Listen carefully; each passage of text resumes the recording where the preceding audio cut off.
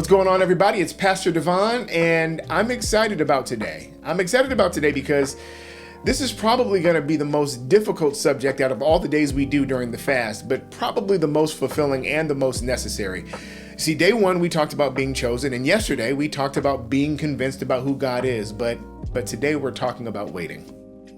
Yeah, the hard part of our Christian walk with God is that sometimes there is a delay between the promise and the fulfillment of the promise, and it requires us to wait. Jesus tells his disciples as he's getting ready to ascend to heaven, he goes, I want you to go to Jerusalem and wait there.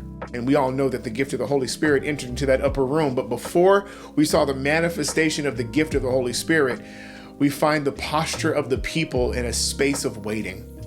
What is it that you've given up on in your life that you were sure God was going to do, but you haven't seen the fulfillment of it, and so you've just laid that thing down? What is the promise that you believed in the beginning but became weary in waiting? What is that thing that you know God is going to do, but you're just tired of waiting on him to do it? Today, I want us to focus on those things, maybe even write down those things or even talk about those things. But what we want to do is we want to ask the Lord to refresh our waiting.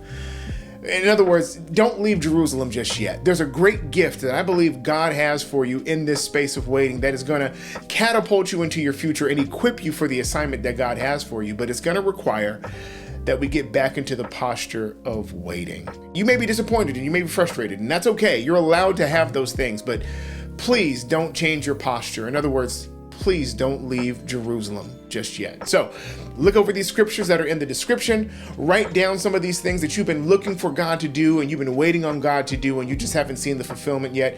And then as you're praying today, ask the Lord to refresh your waiting. I promise you, if you get back in that posture, you're going to see the manifestation of the promises of God.